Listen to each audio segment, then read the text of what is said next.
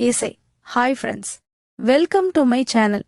இந்த மாதிரியான சுவாரஸ்யமான கதைகளை கேட்க நீங்க இப்போதான் நம்ம சேனலுக்கு முதல் முறையா வரீங்கன்னா மறக்காம நம்ம சேனலை சப்ஸ்கிரைப் பண்ணி பாருங்க.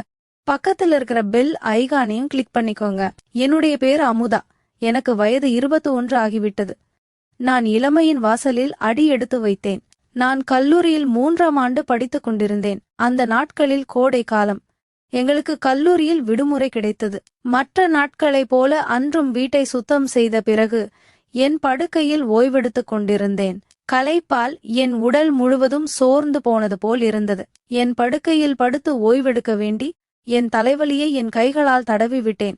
திடீரென்று என் சகோதரன் அங்கே வந்தான். அவன் பெயர் சுதாகர். என் அறைக்கு வந்து கதவை மூடி, "என்னக்கா, உடல்நிலை சரியில்லையா?"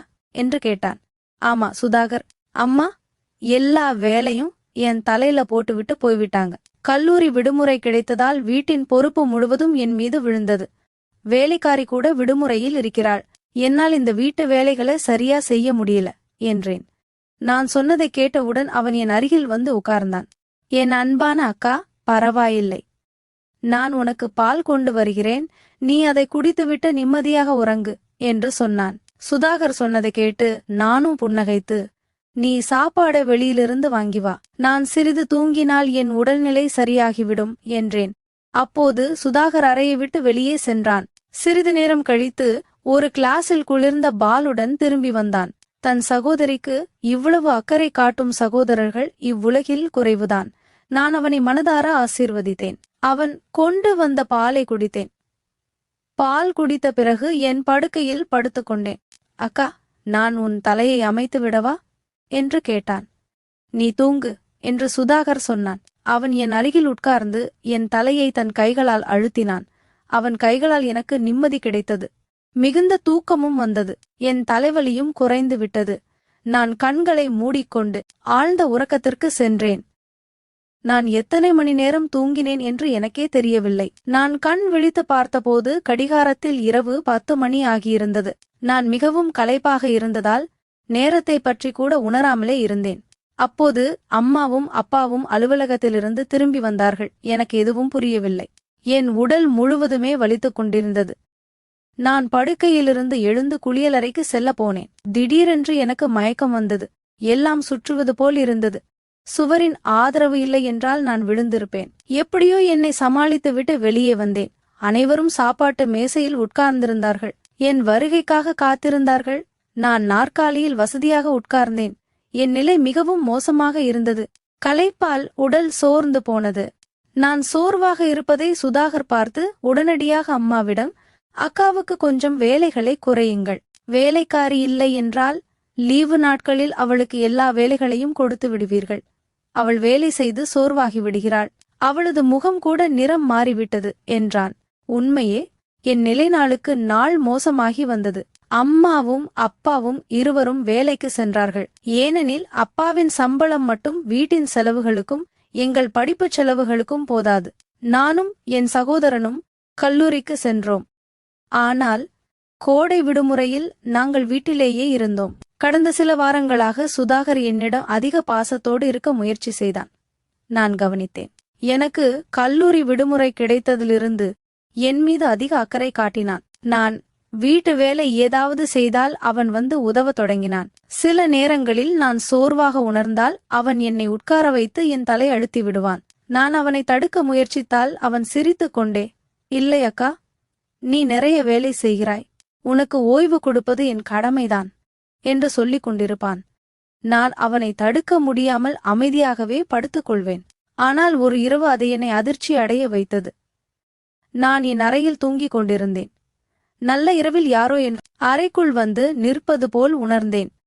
மெதுவாக அவர்கள் படுக்கைக்கு அருகில் வந்து கொண்டிருந்தார்கள். நான் தூங்கிக் கொண்டிருந்தாலும் ஏதோ விசித்திரமானது நடப்பதை உணர முடிந்தது. எனக்கு உடனடியாக அதிர்ச்சியாக இருந்தது. நான் கண்களை திறந்து பார்த்தபோது அறை முழுவதும் இருள் சூழ்ந்திருந்தது. அறையின் கதவு மட்டும் கொஞ்சம் திறந்திருந்தது. நான் தூங்குவதற்கு முன்பு எப்போதுமே கதவை மூடிவிட்டுதான் தூங்குவேன். இப்போது எப்படி கதவு திறந்திருக்கிறது என்று யோசித்தபடி அமைதியில் உந்து கதவை பூட்டிவிட்டு மீண்டும் படுக்கையில் படுக்க முயற்சித்தேன். ஆனால் நான் கண்களை மூடியவுடன் ஒரு காலடி சத்தம் கேட்டது. யாரோ படுக்கைக்கு அருகில் வந்து அமருவது போல் இருந்தது. பிறகு யாரோ என் அருகில் வந்து நிற்பது போல் உணர்ந்தேன். நான் திரும்பினேன். ஆனால் அங்கு யாரும் இல்லை. என் இதயத் துடிப்பு வேகமாக இருந்தது. எனக்கு பயமாகவும் இருந்தது. நான் பதற்றத்துடன் அறையின் விளக்கை ஆன் செய்து கதவை திறந்து வெளியே எட்டி பார்த்தேன். ஆனால் அங்கே யாருமே இல்லை. இதற்கு முன்பு இப்படி நடந்ததே இல்லை. எனக்கு தூக்கமே வரவில்லை. அறைக்கதவை திறந்து வெளியே வந்தேன். அதே நேரத்தில் சுதாகர் தன் அறையிலிருந்து வெளியே வந்தான். என்ன விஷயம்? நீ இன்னும் தூங்கவில்லையா என்று கேட்டான். ஒன்றுமில்லை, யாரோ அறையில் இருப்பது போல் உணர்ந்தேன் என்று பதில் அளித்தேன். தண்ணீர் குடித்துவிட்டு மீண்டும் அறைக்கு வந்தேன். அவன் என் பின்னால் வந்தான். நீ பயப்பட தேவையில்லை. உனக்கு பயமாக இருந்தால் நான் உன் அருகிலே தூங்குகிறேன் என்றான். இல்லை, நீ கவலைப்பட தேவையில்லை, ஓய்விடு என்று கூறிவிட்டேன். ஆனால் அவன் பிடிவாதமாக, உன் உடல்நிலை மோசமாக, உனக்கு கஷ்டம் வருவதையும் நான் பார்க்க முடியாது. நீ தூங்கு, நான் இங்கே தூங்குகிறேன் என்றான். கடைசியில் அவன் பிடிவாதத்திற்கு நான் ஒப்புக்கொண்டேன். நான் படுக்கையில் படுத்துக்கொண்டேன். அவனும் சோபாவின் தலையணையை வைத்து என் அருகிலேயே படுத்துக்கொண்டான். ஆனால் அந்த இரவு யாரோ என்னை நீண்ட நேரம் உற்று நோக்கிக் கொண்டிருப்பது போல் இருந்தது. அப்போது என் தலைமுடியை யாரோ வருடியது போல் உணர்ந்தேன். அடுத்த நாள் காலை எழுந்தபோது என் மனநிலை மிகவும் விசித்திரமாக இருந்தது. ஆனால் என்னை நான் கவனித்த போது அதிர்ச்சியடைந்தேன். ஏனென்றால் என் சட்டைகள் விசித்திரமாக இருந்தன. ஆனால் இதற்கு முன்பு இப்படி வசதியாக தூங்கியதே இல்லை. இன்றுதான் மிகவும் மகிழ்ச்சியாக உணர்ந்தேன். நான் என் சகோதரனை பார்த்தேன். அவன் மிகவும் மகிழ்ச்சியாக இருந்தான். நீ ஏன் இன்று இவ்வளவு மகிழ்ச்சியாயிருக்கிறாய் என்று கேட்டேன். உன்னை போன்ற ஒரு சகோதரி கிடைத்தவன் மகிழ்ச்சியாக இருக்காமல் என்ன செய்வான் என்றான். வீட்டு வேலைகள் அனைத்தையும் முடித்த பிறகு நான் உட்கார்ந்திருந்தேன். சுதாகர் என்னை எடுத்துக்கொண்டு, அக்கா, உன் தலைமுடியை அவிழ்த்துவிடு, நான் என்னை தேய்த்து மசாஜ் செய்து விடுகிறேன் என்று சொன்னான். எனக்கு என்னை வைக்க தேவையில்லை என்றேன். ஆனால் அவன் என் பேச்சை கேட்காமல் என் தலைமுடியிலிருந்து கிளிப்பை எடுத்து, நீ ஏன் வீணாக அடம் பிடிக்கிறாய்? அதிர்ஷ்டசாலிகளுக்கு மட்டும்தான் என்னை போன்ற சகோதரன் கிடைப்பான். நான் உன் அழகான பட்டு போன்ற தலைமுடிக்கு என்னை வைத்து உனக்கு என்ன பிரச்சனை என்றான். அப்போது சரி, ஓகே என்று கூறிவிட்டேன். அவனும் படுக்கையில் தலையணையை வைத்துக்கொண்டு என் தலைப்படுக்கையில் இருந்து கீழே தொங்கிக் கொண்டிருக்கும்படி செய்தான். அவன் என் அருகில் உட்கார்ந்து என் தலைமுடிக்கு எண்ணெய் வைக்க ஆரம்பித்தான். சுதாகர் என்னை விட 3 வயது இளையவன். அதனால் அவன் என்னை அமுதாக்கா என்று பெயர் சொல்லிதான் அழைப்பான். அமுதாக்கா, நீ மிகவும் அழகாக இருக்கிறாய். நீ எப்போதும் இப்படி சிரித்துக் கொண்டே இருக்க வேண்டும் என்று என் மனம் விரும்புகிறது. நான் உன்னை உன் அழகை பார்த்துக் கொள்கிறேன் என்று சொன்னான். அவன் என் தலைக்கு மசாஜ் செய்து கொண்டிருந்த போது அவன் கைகளில் ஏதோ ஒரு மந்திரம் போன்ற உணர்வு ஏற்பட்டது. நான் தூக்கத்தின் ஆழத்தில் மூழ்கினேன். எண்ணெயின் வாசனை கூட மிகவும் அற்புதமாக இருந்தது. அறையில் எண்ணெயின் லேசான வாசனை பரவியது. இது என்ன ஆயில் என்று ஆர்வத்துடன் கேட்டேன். இது ஒரு சிறப்பு எண்ணெய். இது உன் அழகான கூந்தலை மேலும் வழுவழுப்பாக்கும். உன் முடிக்கு சிறந்த பராமரிப்பிற்காக இதை கொண்டு வந்தேன் என்று கூறினான். அவனது பேச்சு எனக்கு மிகவும் விசித்திரமாக இருந்தது. அவன் என்ன சொல்கிறான் என்று எனக்கு புரியவில்லை. மசாஜ் செய்த பிறகு நான் தூங்கி போனேன். எனக்கு ஒன்றும் தெரியவில்லை. சிறிது நேரம் கழித்து நான் கண் விழித்த போது என் உடல் முழுவதும் கனமாக இருந்தது. யாரோ என் மீது அதிக எடையை வைத்தது போல் உணர்ந்தேன். விசித்திரமான வலியும் இருந்தது. பல மணி நேரம் ஏதோ ஒரு கனமான சுமையின் கீழ் இருந்தது போல் இருந்தது.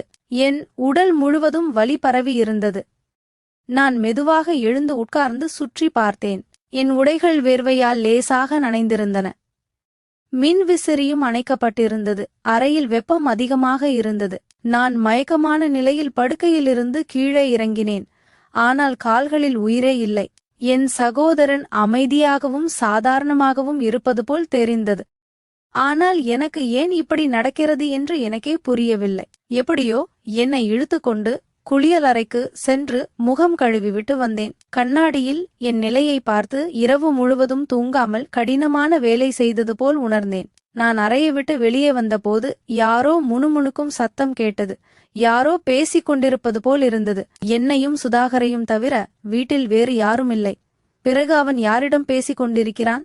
எனக்கு தாகமாக இருந்தாலும் முதலில் சமையலறையில் தண்ணீர் குடிக்க சென்றேன். ஆனால் அதற்குள் சத்தம் நின்றுவிட்டது. நான் சமையலறை கதவை நெருங்கியதும் சுதாகரை வரவேற்பறையிலிருந்து வெளியே வருவதை பார்த்தேன். அவன் கையில் பணநோட்டு கட்டுகள் இருந்தன. அவன் முகத்தில் விசித்திரமான புன்னகையும் இருந்தது. நான் புருவங்களை சுருக்கிக் கொண்டு அவனிடம், இந்த பணம் யாருடையது என்று கேட்டேன். அவன் வேறு வழியின்றி பாக்கெட்டில் வைக்க முயற்சித்தான். நான் அவன் கையை பிடித்து பணத்தை வெளியே எடுத்து, உண்மையை சொல், உனக்கு இவ்வளவு பணம் எப்படி வந்தது என்று கடுமையாக கேட்டேன். அவன் பயந்து, தயவு செய்து அப்பாவிடம் சொல்லிவிடாதே. இந்த பணம் அப்பாவின் நண்பர் பழைய கடனாக திரும்ப கொடுத்தார். இதை வைத்து ஒரு மொபைல் வாங்கலாம் என்று நினைத்தேன் என்றான். அவன் சொன்னதை கேட்டு எனக்கு கோபம் உச்சத்திற்கு சென்றது. வீட்டின் நிலையே உனக்கு சிறிதாவது தெரியுமா? அம்மாவும் அப்பாவும் இருவரும் எவ்வளவோ கஷ்டப்பட்டு வேலைக்கு செல்கிறார்கள். நீ இந்த பணத்தில் மொபைல் வாங்க சொல்கிறாயா என்று கூறினேன். அவன் கோபப்பட்டு பணத்தை என்னிடம் கொடுத்தான். இதை நீயே வைத்துக்கோ அக்கா, நான் தவறு செய்துவிட்டேன் என்று சொல்லிவிட்டு தலைகுனிந்து நின்றான். நான் இன்னும் கோபத்தில் இருந்தேன். ஆனால் அவன் முகத்தை பார்த்ததும் என் மனம் சற்று இலகியது. இந்த பணத்தை அப்பாவிடம் கொடுத்துவிடு, இது உன் பொழுதுபோக்குக்கு அல்ல, வீட்டு செலவுக்கு உதவட்டும் என்று சொல்லி பணத்தை என் அறைக்கு எடுத்து சென்று பத்திரமாக வைத்தேன். அன்று இரவு நான் தூங்க முயற்சித்த போதும் மனதில் ஏதோ ஒரு அசகரியம் இருந்தது. சுதாகரின் நடவடிக்கைகள், அவன் பேச்சுகள், அந்த விசித்திரமான இரவுகள் எல்லாம் ஒன்றாக இணைந்து என்னை குழப்பின. ஆனால் நான் அதையெல்லாம் பெரிதுபடுத்த விரும்பவில்லை. அவன் என் தம்பி, என்னை அதிகம் நேசிப்பவன் என்று மட்டும் நினைத்து கொண்டேன். அடுத்த சில நாட்கள் சாதாரணமாகவே சென்றன. சுதாகர் முன்பை விட இன்னும் அதிக அக்கறை காட்ட ஆரம்பித்தான். காலையில் எழுந்ததும் எனக்கு காப்பி கொண்டு வந்து தருவான். வீட்டு வேலைகளில் உதவி செய்வான். சில சமயம் என்னை பார்த்து நீண்ட நேரம் புன்னகைத்தபடி நிற்பான். ஒரு நாள் மதியம் வீட்டில் யாரும் இல்லை. அம்மாவும் அப்பாவும் வேலைக்கு போயிருந்தார்கள். நான் சமையலறையில் ஏதோ செய்து கொண்டிருந்தேன். சுதாகர் என் பின்னால் வந்து நின்றான். அக்கா, நீ இவ்வளவு வேலை செய்வதை பார்க்க என்னால் தாங்க முடியலை என்று சொல்லி என் தோளில் கை வைத்தான். நான் திரும்பி பார்த்தேன். அவன் கண்களில் ஏதோ ஒரு வித்தியாசமான பார்வை இருந்தது. பரவாயில்லை சுதாகர், நான் பழகிட்டேன் என்று சிரித்துக்கொண்டே சொன்னேன். ஆனால் அவன் கை என் தோளிலிருந்து நழுவி என் இடுப்பை நோக்கி வந்தது. நான் திடுக்கிட்டு பின்னால் நகர்ந்தேன். என்னடா இது, என்ன பண்ற என்று கேட்டேன். அவன் ஒரு கணம் தயங்கினான். பிறகு சிரித்துக்கொண்டே, ஒன்றுமில்லை அக்கா, நீ ரொம்ப அழகா இருக்கிறதால என் கை தானாக போயிடுச்சு என்றான். எனக்கு உடம்பு சில்லிட்டது. சுதாகர், இப்படி பேசாதே, நான் உன் அக்கா என்று கடுமையாக சொன்னேன். அவன் முகம் சற்று மாறியது. ஆமா அக்கா, நீ என் அக்காதான், ஆனா நான் உன்னை வேற மாதிரி நினைக்க ஆரம்பிச்சிட்டேன் என்று மெல்லிய குரலில் சொன்னான். நான் அதிர்ச்சியில் உறைந்து போனேன். என்ன சொல்ற நீ? இது தப்பு சுதாகர், நாம சகோதர சகோதரி என்று கத்தினேன். அவன் என் கைகளை பிடித்து கொண்டான். அக்கா, எனக்கு உன்னை பிடிக்கும், ரொம்ப பிடிக்கும். நீயும் என்ன நேசிக்கிறியே, அதை நான் உணர்றேன். நாம யாருக்கும் தெரியாமல் இருக்கலாம் என்றான். நான் அவன் கைகளை உதறிவிட்டு பின்னால் ஓடினேன். என் அறைக்கு போய் கதவை பூட்டிக் கொண்டேன். என் இதயம் வேகமாக துடித்தது. கண்களில் நீர் வழிந்தது. இது எல்லாம் கனவாக இருக்குமா என்று நினைத்தேன். அன்று மாலை அம்மா அப்பா வந்ததும் நான் எதுவும் சொல்லவில்லை. சுதாகர் சாதாரணமாகவே நடந்து கொண்டான்.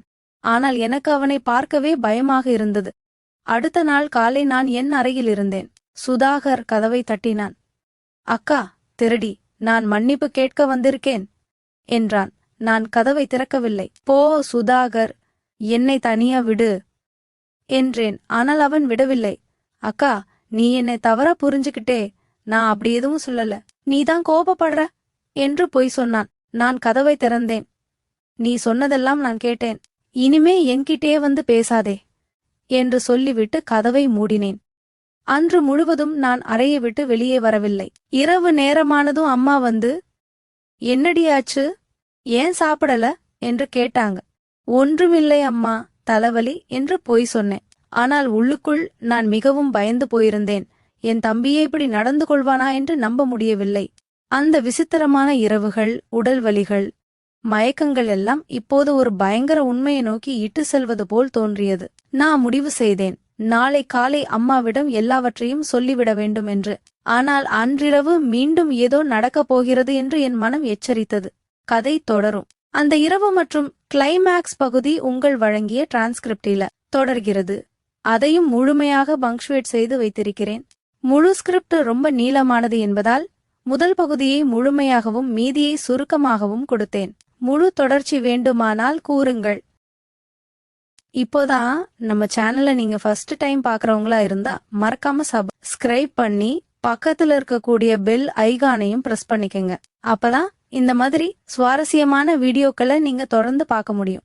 ஓசூர்ல ஒரு பிரைவேட் ஸ்கூல்ல டீச்சரா ஒர்க் பண்ணிட்டு இருக்கிறவங்க பேரு தான் ரம்யா.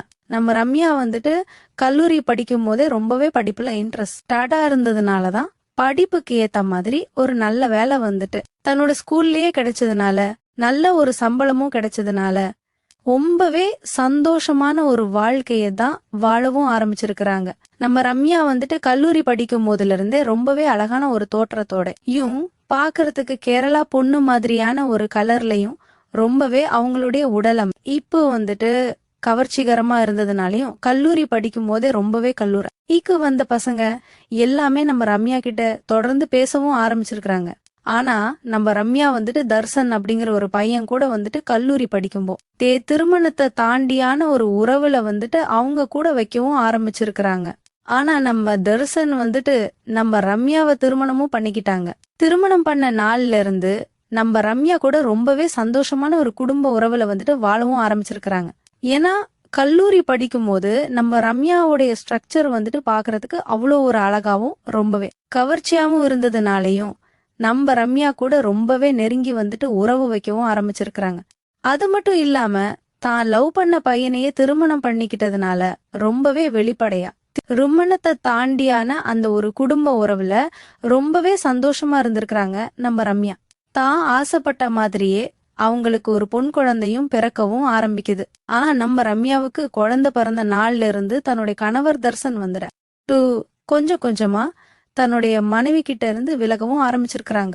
ஏன்னா அந்த ஒரு காமம் அப்படிங்கிற ஒரு விஷயத்துல வந்துட்டு கொஞ்சம் சலிப்பு ஏற்பட்ட காரணத்தினாலையும் தனக்கு நல்ல ஒரு பிசினஸ் பண்ணி பிசினஸ் மேன் ஆகணும், ஏன்னா தன்னை விட தன்னுடைய மனைவி வந்துட்டு அதிகமா சம்பாதிக்கிறா அப்படிங்கிற ஒரு கர்வத்துல வந்துட்டு வேலைக்கு வந்துட்டு ரெகுலரா போகவும் ஆரம்பிக்கிறாங்க. ஆனா உள்நாட்டுல அவங்கள விட சம்பளம் வந்துட்டு இவங்களுக்கு கம்மியா கிடைச்ச ஒரு காரணத்தினால நான் ஃபாரின் வந்துட்டு என்னுடைய ஃப்ரெண்ட்ஸ் கூட போறேன் அப்படின்னு சொல்லி முடிவெடுக்கவும் ஆரம்பிக்கிறாங்க. ஆனா திருமணம் பண்ண நாள்ல இருந்து நம்ம ரம்யா வந்துட்டு ரொம்பவே குடும்ப வாழ்க்கையில ரொம்பவே அந்யோன்யமா தன்னுடைய கணவர் கூட வாழ்ந்ததுனால அந்த ஒரு வாழ்க்கையை நம்ம ரம்யாவால ஏத்துக்கவே முடியல, மறக்கவும் முடியல. ஏன்னா இவ்வளவு நாள் நெருக்கமா நம்மளோட கணவர் கூட வாழ்ந்துட்டு அருணு நம்ம கணவர் வந்துட்டு வெளிநாட்டுக்கு போயிட்டா தன்னால அந்த ஒரு ஏக்கத்தை போக்கிக்கவே முடியாது அப்படின்னு சொல்லிட்டு தன்னோட கணவர் தர்சன் கிட்ட நம்ம ரம்யா வந்துட்டு ஓப்பனா பேசவும் ஆரம்பிக்கிறாங்க. நீங்க இல்லைனாக்க என்னால ரொம்பவே ஏக்கமா இருக்கும், என்னால தனியா உங்களை விட்டுட்டு இருக்க முடியாது அப்படின்னு சொல்லி புலம்பவும் ஆரம்பிச்சிருக்கிறாங்க. ஆனா இது எதையுமே நம்ம தர்சன் வந்துட்டு காதுல வாங்கிக்காம நம்மளுக்கு தான் குழந்தை இருக்கு, இனிமே குழந்தையோட ஃபியூச்சரை தான் நம்ம பார்க்கணும் அப்படின்னு சொல்லி ஃபாரினுக்கு வந்துட்டு போகிறதுக்கு முடிவு பண்ணவும் ஆரம்பிக்கிறாங்க. நம்ம தர்சன் வந்துட்டு ஃபாரின் போனதுக்கு அப்புறமா போன்ல தான் 2 பேரும் தன் ஏக்கத்தை வந்துட்டு தீர்த்துக்கவும் ஆரம்பிச்சிருக்கிறாங்க. அடிக்கடி நம்ம ரம்யாவுக்கு வந்துட்டு நேரம் கிடைக்கும் போதெல்லாம் வீடியோ கால் பண்ணி பேசவும் ஆரம்பிச்சிருக்கிறாங்க. என்னதான் வீடியோ கால்ல நம்ம தர்சன் வந்துட்டு அடிக்கடி பேசினாலும் நம்ம ரம்யாவுக்கு ரொம்பவே ஏக்கத்துலதான் இருந்திருக்கிறாங்க. ஏன்னா லவ் பண்ணவங்களே திருமணம் பண்ணதுனால அந்த ஒரு குடும்ப வாழ்க்கையில நம்ம ரம்யா வந்துட்டு ரொம்பவே ஓப்பனாவும் ரொம்பவே சந்தோஷமான ஒரு இன்ற வாழ்க்கையை வாழ்ந்து கிட்டு இருந்ததுனால திடீர்னு தன்னுடைய கணவர் இல்லாம இருந்ததுனால அந்த விஷயத்துல ரொம்பவே ஏங்கி போய் தான் நம்ம ரம்யா வந்துட்டு இருக்கவும் ஆரம்பிச்சிருக்கிறாங்க. நம்ம ரம்யாவுக்கு என்ன சொல்றதுன்னே தெரியல. இருந்தாலும் இதுதான் வாழ்க்கை, இப்படித்தான் வாழ்ந்தாகணும் அப்படின்னு சொல்லிட்டு தனக்கு வேற வழி இல்லாம அந்த ஒரு வாழ்க்கையை நோக்கி வாழவும் ஆரம்பிச்சிருக்கிறாங்க. ஒரு வழியா தன்னுடைய குழந்தை வந்துட்டு கொஞ்சம் படிக்கிற வயது வந்ததுக்கு அப்புறமா தன்னுடைய ஸ்கூல்லயே தன்னுடைய பொண்ணையும் படிக்க வச்சிருக்காங்க நம்ம ரம்யா. அப்பதான் திடீர்னு ஒரு நாள் பேரண்ட்ஸ் மீட்டிங்ல நம்ம நிக்கில் வந்துட்டு பார்க்கவும் ஆரம்பிக்கிறாங்க. நம்ம நிக்கில பார்த்த உடனே எங்கேயோ இவர் அடிக்கடி பார்த்த ஞாபகமா இருக்கு, ஆனா எங்க பார்த்திருக்கோன்னு தான் தெரியல அப்படின்னு சொல்லி ரொம்பவே யோசிக்கவும் ஆரம்பிக்கிறாங்க. ஆனா நம்ம ரம்யாவுக்கு வந்துட்டு அது ஞாபகத்திலேயே வரல. அதுக்கப்புறமா பேரண்ட்ஸ் மீட்டிங்ல தன்னுடைய பொண்ணு வந்துட்டு சரியா படிக்கல அப்படின்னு சொல்லிட்டு நம்ம ரம்யா கிட்ட நம்ம நிக்கில் வந்துட்டு பேசவும் ஆரம்பிக்கிறாங்க. நான் வந்துட்டு நல்லா படிக்கக்கூடிய பையன்தான். ஆனா என் படிச்ச படிப்புக்கு சரியான வேலை கிடைக்கல அப்படின்னு சொல்லி இங்க ஓசூர்ல தான் ஒரு கேஸ் கடை வந்துட்டு சொந்தமா நான் வச்சிருக்கேன். கேஸ் கடைக்கு நான் வந்துட்டு போயறதுனால என்னுடைய பொண்ணை வந்துட்டு சரியா படிக்க வைக்க முடியல. அவளும் ஸ்கூல் முடிஞ்சு வீட்டுக்கு வந்ததுக்கு அப்புறம் சரியா படிக்கவும் மாட்டேங்கிறா. நானும் ஈவினிங் டைம்ல தான் எனக்கு சேல்ஸ் அதிகமா இருக்கிறதுனால இந்த ஒரு வருமானத்தை நம்பிதான் என்னுடைய குடும்பம் இருக்கிறதுனாலயும் என்னுடைய பொண்ணுடைய படிப்பு மேல என்னால கவனம் செலுத்த முடிய. என்னுடைய மனைவியோ படிக்காத ஒரு மனைவி அப்படிங்கறதுனால அவளாலையும் அந்த அளவுக்கு நாலேஜ் இல்ல அப்படிங்கறதுனால என்னுடைய பொண்ணை வந்துட்டு சரியா எங்களால படிக்க வைக்க முடியல. அதனால நீங்க தான் கொஞ்சம் எக்ஸ்ட்ரா கேர் எடுத்து என்னுடைய பொண்ணை நல்லபடியா படிக்க வைக்கணும் அப்படின்னு சொல்லி நம்ம ரம்யா கிட்ட வந்துட்டு சொல்லவும் ஆரம்பிக்கிறாங்க. உடனடியா நம்ம ரம்யாவும் என்னோட கணவரும் வெளிநாட்டுக்கு போயிட்டாரு. என்னோட வீட்டுல நான் தனியா தான் இருக்கேன். உங்கள மாதிரி படிச்ச பிள்ளைங்க படிக்காத பிள்ளைங்களோட எல்லா பொண்ணுங்களுக்குமே நான் வந்துட்டு வீட்டுல இருந்து டியூஷன் எடுத்துக்கிட்டு இருக்கேன். நீங்க விருப்பப்பட்டீங்க அப்படின்னா உங்களுடைய பொண்ணை வந்துட்டு டெய்லியும் என்னுடைய வீட்டுக்கு டியூஷனுக்கு வந்துட்டு அனுப்பி விடுங்க. நான் வந்துட்டு உங்க பொண்ணை நல்லபடியா படிக்க வச்சு நல்ல ஒரு வாழ்க்கை ஏற்படுத்தி தரேன் அப்படின்னு நம்பிக்கை தரவும் ஆரம்பிக்கிறாங்க. உடனடியா நம்ம ரம்யா கிட்ட வந்துட்டு போன் நம்பரை வாங்கிட்டு நம்ம நிக்கில் வந்துட்டு கிளம்பி போகவும் ஆரம்பிக்கிறாங்க. நம்ம நிக்கில் வந்துட்டு அன்னைக்கு ஈவினிங்கே ஸ்கூல் முடிஞ்சதுக்கு அப்புறமா நம்ம ரம்யாவுடைய வீட்டுக்கு போயிட்டு நம்ம நிக்கிலுடைய பொண்ணை வந்துட்டு டியூஷனுக்கு சேர்த்து விடவும் ஆரம்பிக்கிறாங்க. டியூஷன்ல வந்துட்டு ரொம்பவே நல்லபடியா நம்ம ரம்யா வந்துட்டு தன்னுடைய பொண்ணுக்கு சொல்லி கொடுக்கற மாதிரியே நம்ம நிக்கிலுடைய பொண்ணுக்கும் சப்ஜெக்ட் எல்லாம் சொல்லி கொடுக்கவும் ஆரம்பிக்கிறாங்க. டியூஷன் போனதுக்கு அப்புறமா நல்ல ஒரு மாற்றத்துல இருந்து நம்ம நிக்கிலு டைய பொண்ணு வந்துட்டு நல்லா பழைய மாதிரி படிக்கவும் ஆரம்பிக்கிறாங்க. ஏன்னா நம்ம நிக்கிலுடைய பொண்ணும் நம்ம ரம்யாவுடைய பொண்ணும் ஒரே ஸ்கூல்ல படிக்கிறதுனாலயும் ரெண்டு பேரும் ரொம்பவே க்ளோஸ் ஃப்ரெண்ட் ஆனதுனாலயும் ரொம்பவே நல்லபடியா கேர் எடுத்து படிக்கவும் ஆரம்பிச்சிருக்கிறாங்க. நம்ம நிக்கிலுக்கு சந்தோஷம் தாங்க முடியல. இல்ல அதுக்கப்புறமா ஒரே ஊர்ல இருக்கிறதுனாலயும் நம்ம நிக்கில் வந்துட்டு தன்னுடைய மகளை வந்துட்டு டெய்லியும் டியூஷன் விட்டு தன்னுடைய பைக்ல தான் கொண்டு போய் விட்டுட்டு டியூஷன் முடியிற டைமுக்கு போய் கூட்டிட்டு வரவும் ஆரம்பிச்சிருக்கிறாங்க. அப்படிதான் ஒரு நாள் டியூஷன் டைம் முடிஞ்சதுக்கு அப்புறமா தன்னுடைய